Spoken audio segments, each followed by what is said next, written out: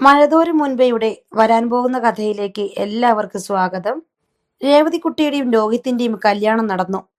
എല്ലാ ബന്ധുമിത്രാദികളും കല്യാണത്തിൽ പങ്കെടുത്തു. സ്റ്റാൻലിയും മക്കളെയും കൂട്ടിയാണ് കല്യാണത്തിന് പങ്കെടുത്തത്.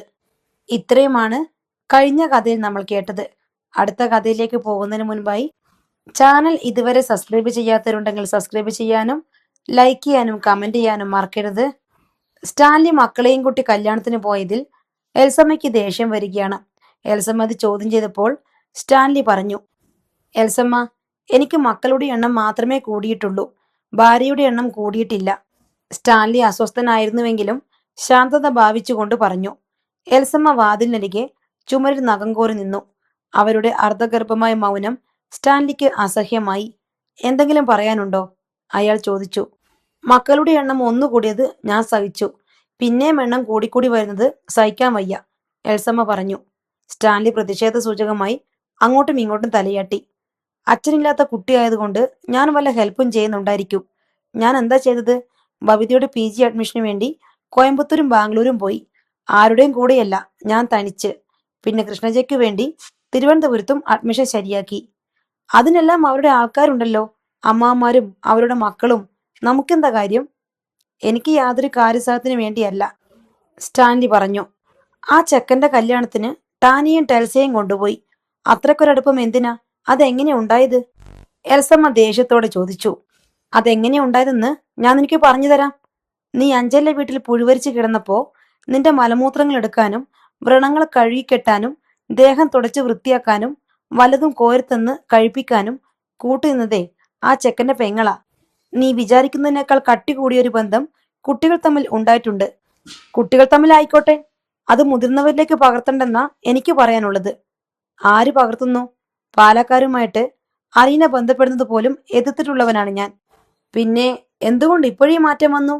എൽസമ്മ, എനിക്കൊരു മാറ്റം വന്നിട്ടില്ല. മാറ്റം വന്നത് നിനക്കാണ്. എന്തിനാ അടിക്കടി കഴക്കൂട്ടത്ത് പോകുന്നേ? ആരെ കാണാനാ? എന്റെ മക്കളെ കാണാൻ. രണ്ടുപേർ കഴക്കൂട്ടത്തും ഒരാൾ തിരുവനന്തപുരത്തുമുണ്ട്. അവർ അഞ്ജലി താമസിച്ചോണ്ടിരുന്നപ്പോ ഇപ്പോഴത്തെ ഈ അഞ്ചലോട്ടമൊന്നും ഇല്ലായിരുന്നല്ലോ. ഇപ്പം എവിടുന്ന് വന്നു ഈ സ്നേഹം? എന്റെ മകൾ എന്നെ പഠിപ്പിച്ച സ്നേഹമായത്. കൂടാതെ അവരെനിക്ക് തരാതെ നീ തടഞ്ഞു വെച്ച സ്നേഹവും ഇപ്പോഴാണ് എനിക്ക് കിട്ടുന്നത്. നീ പറയും പോലെ കൂടെ കൂടെ ഞാൻ കഴക്കൂട്ടത്ത് പോകാറുമില്ല. ബാലചന്ദ്രന്റെ കുട്ടികൾക്ക് എന്തെങ്കിലും ഹെൽപ്പ് ചെയ്തിട്ടുണ്ടെങ്കിൽ അത് അലീന ആവശ്യപ്പെട്ടിട്ടു കൂടിയാണ്. അതോ ആ കുട്ടികളുടെ അമ്മയുമായി പണ്ടുണ്ടായിരുന്ന ബന്ധം ഓർത്തിട്ടോ? ഇപ്പോഴും അവളെ കാണുന്നത് കൊണ്ട് ഇത്തിരിയെങ്കിലും സന്തോഷമല്ലാതെ കയ്പൊന്നും മനസ്സിൽ തോന്നാനിടയില്ലല്ലോ, എൽസമ്മ കുത്തി പറഞ്ഞു. എനിക്ക് 58 കഴിഞ്ഞു എൽസമ്മേ. ഇതിൽ കൂടുതൽ നിന്നോട് എനിക്ക് ഒന്നും പറയാനില്ല. സ്റ്റാൻലി സംഭാഷണം നിർത്തി തിരിഞ്ഞു കോറിഡോറിലൂടെ നടന്നുപോയി. പിന്നീട് ഒരു ദിവസം അലീന കുളത്തൂപ്പുഴയിൽ വന്നപ്പോഴും എൽസമ്മ പരാതി പറഞ്ഞു. നീ പറഞ്ഞിട്ടാണോ സ്റ്റാൻലി കൂടെ കൂടെ കഴക്കൂടത്തേക്ക് വരുന്നത്? എന്താ ആന്റി പ്രശ്നം? എനിക്ക് ഇഷ്ടമല്ല. അലീന അവരുടെ മുഖത്തേക്ക് തന്നെ നോക്കിക്കൊണ്ടിരുന്നു. നീ എന്നെ ഇങ്ങനെ നോക്കാനും പാടില്ല. എനിക്കറിയാം ഇപ്പൊ നിന്റെ മനസ്സിൽ എന്താണെന്ന്. ആന്റി, എന്റെ അമ്മ ഒരിക്കലും ആന്റിക്കൊരു ശത്രുവാകില്ല. അമ്മയൊരു സന്യാസിനെ പോലെയാണ് സ്നേഹനികേതനത്തിൽ ജീവിക്കുന്നത്. പപ്പ വരുമ്പോ ചിലപ്പോ തമ്മിൽ കാണാറുണ്ടായിരിക്കും. മനുഷ്യർക്ക് കണ്ണുണ്ടായി പോയില്ലേ, അത് കുത്തിപ്പൊട്ടിച്ചു കളയാൻ പറ്റുമോ? അലീന, അവർ തമ്മിൽ കാണുന്നത് പോലും എനിക്കിഷ്ടമല്ല. നിനക്കവരെ ഒന്നിച്ച് കാണുന്നത് സന്തോഷമായിരിക്കും. നിന്റെ പപ്പയും അമ്മയും ആണല്ലോ. ശരിയാ, എനിക്കവരെ ഒന്നിച്ച് കാണുന്നത് സന്തോഷമാ. അതിനേക്കാൾ അവരുടെ പെരുമാറ്റത്തിലെ അന്തസ്സോർത്ത് അഭിമാനവുമുണ്ട്. അവർക്ക് പരസ്പരം കാണുന്നത് സന്തോഷമായിരിക്കുമല്ലോ, അല്ലേ? അല്ലെന്ന് പറയാമോ നിനക്ക്? കാണുന്നത് സന്തോഷമായിരിക്കും, അല്ലെന്നൊന്നും ഞാൻ പറയുന്നില്ല. മനുഷ്യർക്ക് തമ്മിൽ കാണുമ്പോൾ സന്തോഷവും ആശ്വാസവും തോന്നുകയല്ലേ വേണ്ടത്? അതോ ദുഃഖവും വെറുപ്പും ഉണ്ടാകണോ? എനിക്കിഷ്ടമല്ല അലീന. അവർ തമ്മിൽ സ്നേഹിച്ചിരുന്നവരാണ്. അവരുടെ മകളാണ് നീ. അവിടെ വെച്ച് നിന്നെ കാണുമ്പോഴും തമ്മിൽ കാണുമ്പോഴും അവർക്ക് അതെല്ലാം ഓർമ്മ വരാതിരിക്കില്ലല്ലോ. എനിക്കതൊന്നും സഹിക്കാൻ പറ്റില്ല. കട്ടിലിരിക്കുകയായിരുന്നു എലസമ്മ. അലീന കുളത്തൂപ്പുഴയിൽ വന്നിട്ട് തിരിച്ചു പോകാൻ നേരം യാത്ര പറയാൻ ചെന്നതായിരുന്നു.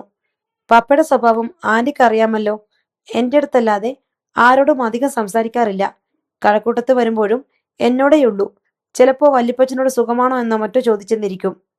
മനസ്സിൽ ഇനിയും എന്തൊക്കെയോ പരാതികളോടെ എലസമ്മ തൃപ്തി വരാതെ അവളുടെ മുഖത്തേക്ക് നോക്കിക്കൊണ്ടിരുന്നു. അലീന അനുകമ്പയോടെ അവരുടെ മുൻപിലേക്ക് നീങ്ങി നിന്ന് നരച്ചു തുടങ്ങിയിരുന്ന ശിരസിൽ തലോടി. ആന്റി, ഞാനൊരു കാര്യം പറയട്ടെ? അമ്മയാണെങ്കിൽ അച്ഛനെക്കുറിച്ച് ഓർത്ത് സങ്കടപ്പെടാത്ത ഒരു രാത്രി പോലുമില്ല. അച്ഛനെ സ്നേഹിക്കാൻ കഴിഞ്ഞില്ലല്ലോ എന്നുള്ളത് അമ്മയുടെ തീരാത്ത വേദനയാ. ഇനിയും ജീവിതം മുഴുവൻ അമ്മയുടെ മനസ്സിൽ അത് നീറി നീറി കിടക്കും. ചില ജീവിതങ്ങൾ അങ്ങനെയാ. അലീനയുടെ തലോടലേറ്റപ്പോൾ, അവളുടെ ആശ്ലേഷത്തിൽ മുഴുകിയപ്പോൾ, അവളുടെ ആശ്വാസവചനങ്ങൾ കേട്ടപ്പോൾ സമാധാനം കിട്ടുന്നതായി എൽസമ്മയ്ക്ക് തോന്നി. ആന്റിയുടെ മനസ്സ് വിഷമിക്കരുത്. പപ്പയുടെയും അമ്മയുടെയും മനസ്സിലുള്ള ഓർമ്മകൾ മാത്രമാണ് ആന്റിയുടെ ശത്രുക്കൾ. മറ്റുള്ളവരുടെ മനസ്സിലുള്ള ഓർമ്മകളെ കൂടി നമുക്ക് കൊല്ലാൻ സാധിക്കുമോ? മായ്ക്കാൻ സാധിക്കുമോ? രണ്ടിലൊരാൾ മരിച്ചു പോയാലും മറ്റൊരാളുടെ മനസ്സിൽ ഓർമ്മ അവശേഷിക്കും. അവർ എത്രയും പെട്ടെന്ന് മരിച്ചു പോട്ടെന്ന് ആഗ്രഹിക്കാൻ പറ്റുമോ? എൽസമ്മ അതിനുത്തരം ഒന്നും പറഞ്ഞില്ല. വൈജയന്തിയെയും അലീനയെയും കാണാനും മനുശങ്കറിന്റെ വിരുന്നുണ്ണാനും വേണ്ടി വന്നതായിരുന്നു രോഹിത്തും രേവതിക്കുട്ടിയും. മനുശങ്കർ വേളിക്കടുത്ത് ഒരു ഫ്ലാറ്റ് വാടകയ്ക്കെടുത്തിട്ടുണ്ട്. ടെക്നോ പാർക്കിൽ തന്നെ ജോലി ചെയ്യുന്ന 5 സഹപ്രവർത്തകർക്കൊപ്പമാണ് അത് പങ്കിടുന്നത്. ഇന്നലെ വൈകുന്നേരം വന്ന രോഹിത്തും രേവതിക്കുട്ടിയും തിരുവനന്തപുരത്ത് ഹോട്ടലിലായിരുന്നു താമസം. മനുശങ്കറാണ് താമസ സൗകര്യമെല്ലാം ഏർപ്പാടാക്കി കൊടുത്തത്. അടുത്ത ദിവസം ഹോട്ടൽ മുറിയിൽ ബബിതയും ടാനിയയും മനുശങ്കറും കൃഷ്ണയും കൂടി വന്നു ചേർന്നു. ഒരു ഞായറിന്റെ ഒഴിവ് കണക്കാക്കി മുൻകൂട്ടി പ്ലാൻ ചെയ്തതായിരുന്നു അതെല്ലാം. അവിടെ വെച്ച് അവർ ഒരു തീരുമാനമെടുത്തു. മനുശങ്കറിനെയും അലീനയെയും ഇങ്ങനെ വിട്ടാൽ പറ്റില്ല. രണ്ടിലൊന്ന് നിശ്ചയിക്കണം. അന്തിമ തീരുമാനം എടുക്കേണ്ടത് അലീനയുടെ പപ്പയും അമ്മയും ചേർന്നാണ്. സ്റ്റാൻലി കഴക്കൂട്ടത്തേക്ക് എല്ലാ ഞായറാഴ്ചകളിലും സന്ദർശനത്തിന് വരാറുണ്ട്. ആദ്യം നമുക്ക് അമ്മയുടെ അടുത്ത് പ്രഷർ കൊടുക്കണം. എന്നിട്ട് വേണം സ്റ്റാൻലി പപ്പയെ ആക്രമിക്കാൻ, ബബിത ഉത്സാഹത്തോടെ പറഞ്ഞു. ഉച്ചയ്ക്ക് ഹോട്ടലിലായിരുന്നു ഊണ്. അതിനുശേഷം എല്ലാവരും കൂടി സ്നേഹനികേതനത്തിൽ ചെന്നു. എത്തിയിട്ടുണ്ട്. സ്റ്റാൻലിയുടെ ജീപ്പ് കണ്ടപ്പോഴേ ബബിത പറഞ്ഞു. ഡ്രൈവർ ബൈജു ജീപ്പിൽ നിന്ന് സാധനങ്ങൾ ഇറക്കുന്നു. അവർ എത്തിച്ചേർന്നതേയുള്ളൂ.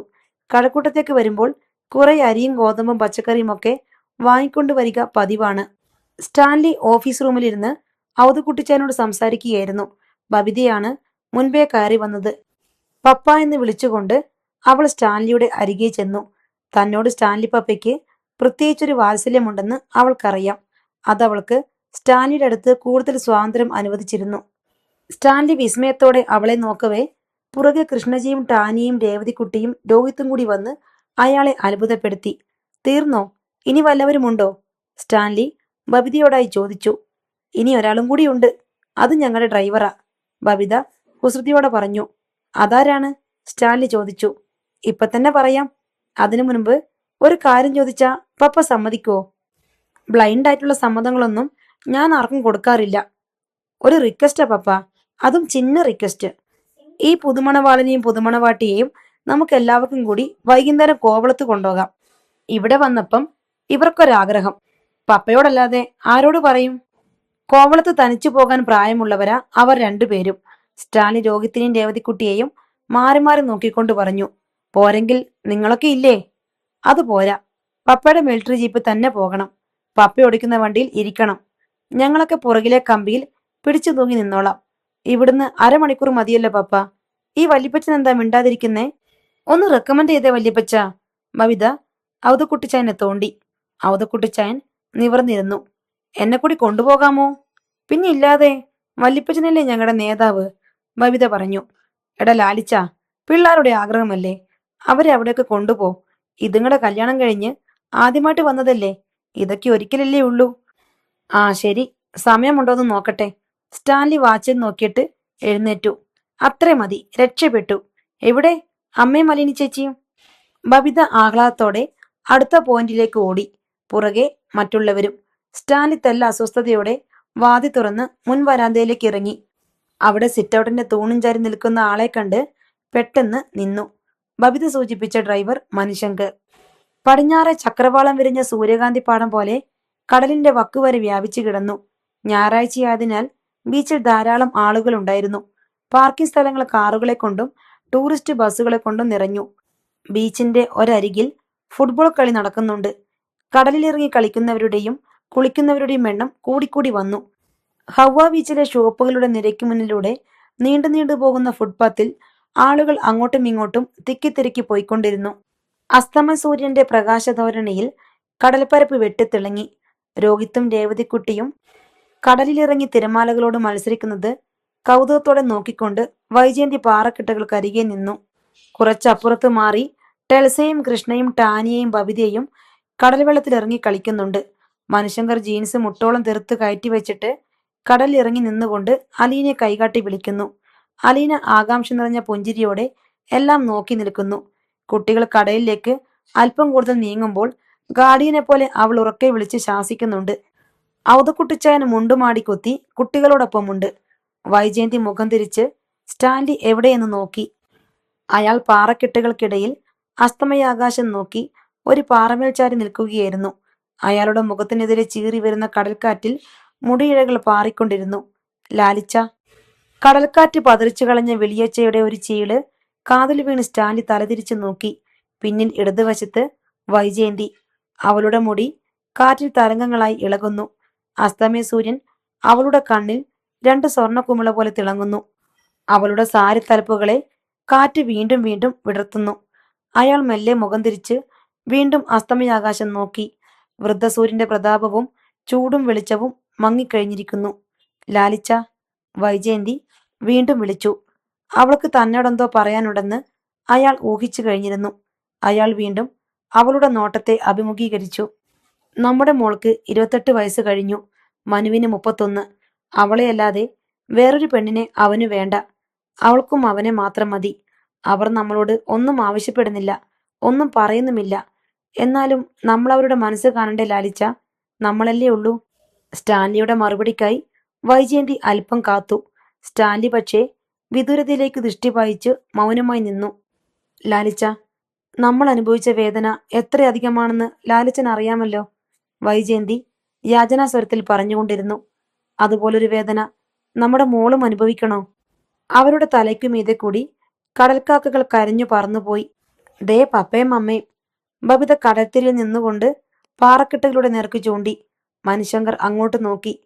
സ്റ്റാൻലിയും വൈജയന്തിയും അസ്തമയ സൂര്യന്റെ മഞ്ഞ വെളിച്ചത്തിൽ അഭിഷിക്തരായി നിൽക്കുന്നത് കാണാമായിരുന്നു. അവർ സംസാരിക്കുക, ബബിത പറഞ്ഞു. മനുശങ്കർ പ്രതീക്ഷയോടെ അവിടേക്ക് തന്നെ നോക്കിക്കൊണ്ട് നിന്നു. അലീന അടഞ്ഞുകിടന്ന വാതിലിനു വെളിയിൽ മനസ്സിനെ ഒന്നുകൂടി സജ്ജമാക്കി. പപ്പ വിളിച്ചിരിക്കുന്നത് എന്തിനാണെന്ന് അവൾക്കറിയാം. അലീന ദീർഘശ്വാസം എടുത്തു. വാതിലിൽ മൃദുവായി തട്ടി. ഔതക്കുട്ടിച്ചായനാണ് വാതിൽ തുറന്നത്. പപ്പ ജർമ്മൻ ഹാണ്ടിന്റെ തലയിൽ തടവിക്കൊണ്ട് സോഫയിൽ ചാരി ഇരിപ്പുണ്ട്. കയറി വാ. സ്റ്റാൻലി ഒരു മുഖാങ്യത്തോടെ അവളെ വിളിച്ചു. അലീന അകത്തേക്ക് ചെന്നു. ഇരിക്ക്, അയാൾ ഔപചാരികതയോടെ പറഞ്ഞു. അലീന ഇരുന്നിട്ട് ഉത്കണ്ഠയോടെ പപ്പയെ നോക്കി. അലീന, നമ്മൾ തമ്മിൽ ഒരു കരാറുണ്ടായിരുന്നു. നിനക്കിഷ്ടമില്ലാത്ത ഒരു വിവാഹത്തിനും ഞാൻ നിന്നെ പ്രേരിപ്പിക്കരുതെന്നും എനിക്ക് സ്വീകാര്യമല്ലാത്ത ഒരാലോചനയുമായി നീ എൻ്റെ അടുത്ത് വരരുതെന്നും. പക്ഷേ നിന്റെ അമ്മ ബീച്ചിൽ വെച്ച് എന്നോടൊരു അഭ്യർത്ഥന നടത്തി. ഞാൻ നിർബന്ധിച്ചിട്ടില്ല പപ്പായെ. പപ്പയ്ക്ക് എന്ന വാക്ക് ഞാൻ ഈ നിമിഷം വരെയും പാലിച്ചിട്ടുണ്ട്. അലീന സ്വതസിദ്ധമായ നിഷ്കളങ്കതയോടെ പറഞ്ഞു. ഇനി അതിൻ്റെ ആവശ്യമില്ല എന്ന് പറയാനാണ് വിളിപ്പിച്ചത്.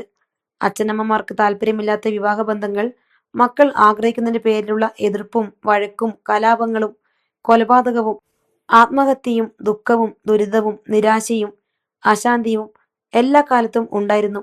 അതിനൊരു അവസാനമില്ല. മക്കൾക്ക് വേണ്ടി മാതാപിതാക്കൾ ജീവിക്കുകയും തങ്ങൾ ആഗ്രഹിക്കുന്ന വിധത്തിൽ മക്കൾ ജീവിക്കണമെന്ന് കണക്കുകൂട്ടുകയും ചെയ്യുന്നത് കൊണ്ടുള്ള തകരാറാണിത്. മാതാപിതാക്കൾ അവരവർക്ക് വേണ്ടി ജീവിക്കുകയും മക്കളെ ജോലിയെടുത്ത് ജീവിക്കാൻ പ്രാപ്തരാക്കുകയും ചെയ്താൽ മാത്രം മതിയെന്ന് രണ്ടു കൂട്ടർക്കും ബോധ്യം വരുന്ന കാലത്ത് ഇതിനൊരു അറുതി വരുമായിരിക്കും. പപ്പയുടെ മുഖത്തേക്ക് നോക്കിയിരുന്ന് അലീന പതിയെ തലയാട്ടി. പപ്പ വിഷയത്തിലേക്ക് വരികയാണെന്ന് അവൾക്ക് മനസ്സിലായി. ഞാനും നിന്റെ അമ്മയും അങ്ങനെ മാതാപിതാക്കളുടെ എതിർപ്പുകൾക്ക് ഇരയായവരാണ്. ഇന്ന് നീയും മനുശങ്കറും തമ്മിലുള്ള അടുപ്പത്തിനെതിരെ എനിക്ക് കാരണങ്ങൾ ഉള്ളതുപോലെ അന്ന് ഞങ്ങൾ രണ്ടുപേരുടെയും മാതാപിതാക്കൾക്കും എതിർക്കാൻ കാരണങ്ങൾ ഉണ്ടായിരുന്നിരിക്കാം. സ്റ്റാൻലി ഒരു നിമിഷം നിർത്തിയിട്ട് ഔതക്കുട്ടിച്ചാനെ നോക്കി. ഇന്നത്തെ എന്റെ സ്ഥാനത്ത് അന്ന് അപ്പച്ചനായിരുന്നു, അല്ലെങ്കിൽ കൈതക്കൽ മാളിക വീട്ടിൽ കുഞ്ഞിരാമ മേനോനായിരുന്നു. എല്ലാം ഒന്നു തന്നെ. ഇന്ന് ആ വേഷം ഞാൻ കെട്ടേണ്ടി വരുന്നു. സ്റ്റാൻലി ഒന്ന് നിർത്തിയിട്ട് അല്പനേരം ഒരോർമ്മയിലെന്നോണം ഇരുന്നു. കഴിഞ്ഞ ദിവസം ജയന്തി എന്നോട് പറഞ്ഞത് ഞങ്ങൾ അനുഭവിച്ച വേദനയും ദുഃഖവും നൈരാശ്യവും നിനക്ക് കൂടി അനുഭവിക്കാൻ ഇടയാകരുതെന്നാണ്. പക്ഷേ അന്നത്തെ പ്രശ്നം ഇപ്പോഴും അവശേഷിക്കുന്നു. മതം, സമുദായം. എങ്ങനെ അതിനെ മറികടക്കും? അതേപ്പറ്റി ആലോചിച്ചിട്ടുണ്ടോ? അലീന ഒന്നിളകിയിരുന്നു. പപ്പ, സ്പെഷ്യൽ മാരേജ് ആക്ട് അനുസരിച്ച് വേണമെങ്കിൽ നടത്താമെന്ന് മനുവേട്ടൻ ഒരിക്കൽ പറഞ്ഞിട്ടുണ്ടായിരുന്നു. കഴിയുന്നിടത്തോളം ആരെയും വേദനിപ്പിക്കരുതെന്ന മനുവേട്ടന്റെയും ആഗ്രഹം. എന്റെ ദൈവത്തിന് മതമൊന്നുമില്ലെന്ന് പപ്പയ്ക്കറിയാമല്ലോ. കുഷ്ഠരോഗികളെയും തളർവാദക്കാരെയും അനാഥരെയും വേശ്യകളെയും പാപികളെയും ആശ്വസിപ്പിക്കാൻ വേണ്ടി ഇറങ്ങിത്തിരിച്ച പാവങ്ങളുടെ കൂട്ടുകാരനാണ് എന്റെ ദൈവം. അതിൽ കൂടുതലൊരു മതപഠനം ബ്രീത്ത മമ്മി എനിക്ക് തന്നിട്ടില്ല. അതിനപ്പുറത്ത് എന്തൊക്കെയുണ്ടെങ്കിലും അതെനിക്ക് പഠിക്കുകയും വേണ്ട. മനുശങ്കറിന് അത് സ്വീകാര്യമാണോ എന്നതാണ് പ്രശ്നം, സ്റ്റാൻലി പറഞ്ഞു. മനുവേട്ടൻ എന്നോട് ചോദിച്ചിട്ടുണ്ട്, നീ എന്തുകൊണ്ടാ പള്ളിയിൽ പോകാത്തതെന്ന്. ഞാൻ പറഞ്ഞു, അതിനേക്കാൾ യേശുവിനിഷ്ടം ആ സമയത്ത് ഞാനൊരു അനാഥാലയത്തിൽ പോയി അവിടുത്തെ അനാഥരെ ആശ്വസിപ്പിക്കുന്നതാണെന്ന്. എന്റെ മതവും എന്റെ ദൈവവും ആർക്കും ഒരു തടസ്സവും ഉണ്ടാക്കുന്നില്ലല്ലോ പപ്പായി. എന്റെ ഹൃദയത്തിലല്ലേ അത്. ഹൃദയത്തിൽ ദൈവത്തിന് ഒട്ടും സ്ഥലം കൊടുക്കാതിരിക്കുകയും അതിനു പുറത്ത് ധാരാളം സ്ഥലം ദൈവത്തിന് വേണ്ടി വെട്ടിപ്പിടിക്കുകയും ചെയ്യുമ്പോഴല്ലേ മറ്റുള്ളവർക്ക് ഉപദ്രവമായി തീരുന്നത്. ഹിന്ദു മതാചാരം അനുസരിച്ച് ജീവിക്കണമെന്ന് മനുശങ്കർ അല്ലെങ്കിൽ അവന്റെ ബന്ധുക്കൾ നിന്നെ നിർബന്ധിച്ചാലോ? മുറിവിട്ടിറങ്ങാൻ ഭാവിച്ച അവധക്കുട്ടിച്ചായൻ പെട്ടെന്ന് നിന്നു. കീറാമുട്ടി പോലത്തെ ഒരു ചോദ്യമാണ് ലാലിച്ചൻ മകളുടെ മുൻപിലേക്ക് ഇട്ടുകൊടുത്തിരിക്കുന്നതെന്ന് അയാൾക്ക് മനസ്സിലായി. അതിന് മറുപടി പറയാൻ അവൾ ഇത്തിരി വിഷമിക്കും. അവധക്കുട്ടിച്ചായൻ മുഖം തിരിച്ച് അലീനയെ നോക്കി. അലീന മൃദുവായി പുഞ്ചിരി തൂകി. അപ്പോഴും ഞാൻ യേശുവിനോട് ചോദിക്കും. മനുവേട്ടൻ എന്നെ നിർബന്ധിക്കുന്നു മനുവേട്ടന്റെ മതാചാരം അനുസരിച്ച് ജീവിക്കണമെന്ന്. തീർച്ചയായും യേശു പറയും, അവിടെയും നന്മയുണ്ടാകും. നീ പോയി അതും പഠിച്ചിട്ട് വാ എന്ന്. സ്നേഹം മതപരമായിരിക്കുന്നിടത്ത് എന്തെങ്കിലും തടസ്സമുണ്ടോ പപ്പായെ? സ്റ്റാൻലിക്ക് പിന്നെയും സംശയങ്ങൾ ഉണ്ടായിരുന്നു. ജനിക്കാനിരിക്കുന്ന മക്കൾ, ആചരിക്കേണ്ട മതം, അവർ അഭിമുഖീകരിക്കേണ്ടി വന്നേക്കാവുന്ന പ്രശ്നങ്ങൾ. പക്ഷേ അലീനയുടെ മുഖത്തേക്ക് നോക്കിയപ്പോൾ അയാൾക്ക് ഒന്നും ചോദിക്കാൻ തോന്നിയില്ല. അവൾക്ക് സംശയങ്ങളേയില്ല. അഥവാ എല്ലാ സംശയങ്ങൾക്കും ഉത്തരവുമായിട്ടാണ് അവളുടെ ഇരിപ്പ്. സ്റ്റാൻലി വെറുതെ മൂളി. പിന്നെ എഴുന്നേറ്റു. എനിക്ക് തോട്ടത്തിലൊന്ന് പോകണം. നീ ഇന്ന് തിരിച്ചു പോകുന്നുണ്ടോ? പോണം പപ്പ. അമ്മ മാത്രമേ ഉള്ളൂ. വല്യപ്പച്ചനും ഇങ്ങ് പോന്നില്ല എന്റെ കൂടെ. അലീനയും എഴുന്നേറ്റു. അവൾ പപ്പയുടെ മുഖത്തേക്ക് തന്നെ ഉറ്റുനോക്കിക്കൊണ്ടിരുന്നു. ന്യായാധിപന്റെ നാവിൽ നിന്ന് വിധിവാക്യം ഇതുവരെ വീണിട്ടില്ല. സ്റ്റാൻലി വീണ്ടും ഒന്ന് മൂളിക്കൊണ്ട് തല കുലുക്കി. ശരി, നിങ്ങളുടെ ഇഷ്ടം പോലെ നടക്കട്ടെ. എല്ലാവരും നിന്റെ സൈഡാണെങ്കിൽ പിന്നെ ഞാൻ മാത്രം എന്തിനാ? ഒറ്റ നിമിഷം കൊണ്ട് അലീനയുടെ കണ്ണുകൾ നിറഞ്ഞു. വിരലുകൾ കൂട്ടിപ്പിണിച്ചും അഴിച്ചും അവൾ പപ്പയെ നോക്കി വികാരാധീനയായി നിന്നു. സ്റ്റാൻലി അവളുടെ മുൻപിലേക്ക് വന്നു. സന്തോഷമായില്ലേ നിനക്ക്? അയാൾ ശബ്ദം താഴ്ത്തി സ്നേഹവായ്പോടെ ചോദിച്ചു. അലീന ഒരേങ്ങലോടെ പപ്പയുടെ നെഞ്ചിലേക്ക് മുഖമണച്ചു. ഇരുകരങ്ങൾ കൊണ്ടും അയാളെ കെട്ടിപ്പിടിച്ചു നിന്ന് വിങ്ങിപ്പൊട്ടി. സ്റ്റാൻലി അവളുടെ ശിരസിൽ തലോടി. അലീനയുടെ കൈകൾ ഒന്നുകൂടി മുറുകി. ഔതക്കുട്ടിച്ചാൻ അവരിൽ നിന്ന് കണ്ണെടുത്ത് പതിയെ മുറിവിട്ടിറങ്ങി. പോക്കറ്റിലിരുന്ന മൊബൈൽ ഫോണിൽ മെസ്സേജ് അലേർട്ട് മ്യൂസിക്. മനുശങ്കർ എടുത്തു നോക്കി. 1 മെസ്സേജ്. അലീനയുടെ നമ്പർ. അവൻ ഉദ്വേഗത്തോടെ വ്യൂ ബട്ടൺ അമർത്തി. പപ്പ സമ്മതിച്ചു, അത്രമാത്രം. ഹേയ്! അവൻ സീറ്റിൽ നിന്ന് ചാടി എണീറ്റു. പെട്ടെന്ന് തന്നെ പരിസരബോധം വന്നു. അവൻ ചുറ്റും നോക്കി. വിവിധ ടേബിളുകളിൽ ജോലിയിൽ വ്യാപൃതരായിരുന്ന സഹപ്രവർത്തകർ അന്തം വിട്ട് നോക്കുന്നു. ചെറിയൊരു ചമ്മലോടെ അവൻ കമ്പ്യൂട്ടർ ടേബിളിന് മുന്നിലെ തന്റെ സീറ്റിലേക്ക് ഇരുന്നു. രേവതിക്കുട്ടി ആദ്യം രോഹിത്തിന്റെ മൊബൈലിലേക്കാണ് അയച്ചത്. സ്റ്റാൻലി പപ്പ സമ്മതിച്ചു. ആശ്ചര്യചിഹ്നങ്ങൾ, ആഘോഷ ചിഹ്നങ്ങൾ. SMS-കൾ എറണാകുളത്തേക്കും പത്തനാപുരത്തേക്കും പുനലൂരിലേക്കും തിരുവനന്തപുരത്തേക്കും കഴക്കൂട്ടത്തേക്കും കുവൈറ്റിലേക്കും ബാംഗ്ലൂരിലേക്കും നിർബാധം ഒഴുകിക്കൊണ്ടിരുന്നു. ഇത്തവണ ശിവശങ്കരൻ ജ്യേഷ്ഠനെ മാത്രമല്ല അനുജൻ രാജീവ് മേനോനെ കൂടി വിളിച്ചു വരുത്തിയിരുന്നു. കൈതുക്കൽ തറവാട്ടിലേക്ക് പ്രതിയെ പിടികൂടി ഹാളിൽ ഹാജരാക്കിയിട്ടുണ്ട്. മനുശങ്കറാണത്. ഇവൻ അവളെ കെട്ടിയാൽ ഞാനീ വീടിന് നടക്കല്ലിൽ തല തല്ലിച്ചാകും. കമല അങ്കക്കോഴിയെപ്പോലെ എടുത്തുകുത്തി നിൽക്കുകയാണ്. എല്ലാ നയോപായങ്ങളും പ്രയോഗിച്ച് പരാജയപ്പെട്ട ശേഷമാണ് കമലയുടെ മരണഭീഷണി. രാജീവും ഗംഗാധരനും ഇതിനകം ഒറ്റയ്ക്കും കൂട്ടായും മനുശങ്കറുമായി ചർച്ച നടത്തി കഴിഞ്ഞിരിക്കുന്നു. ഈ വീട്ടിലുള്ള സകലമാന പേരും നീ അവളെ കല്യാണം കഴിക്കുന്നതിന് എതിരാ. എല്ലാവരെയും വിഷമിപ്പിച്ചുകൊണ്ട് വേണോടാ ഇങ്ങനൊരു വിവാഹം? രാജീവ് അമർഷത്തോടെ ചോദിച്ചു. നിങ്ങളെല്ലാവരും വിഷമിക്കുന്നത് എന്തിനാണെന്നാ എനിക്ക് മനസ്സിലാകാത്തത്. ഞാൻ ആരെയും വിഷമിപ്പിക്കുന്നില്ല.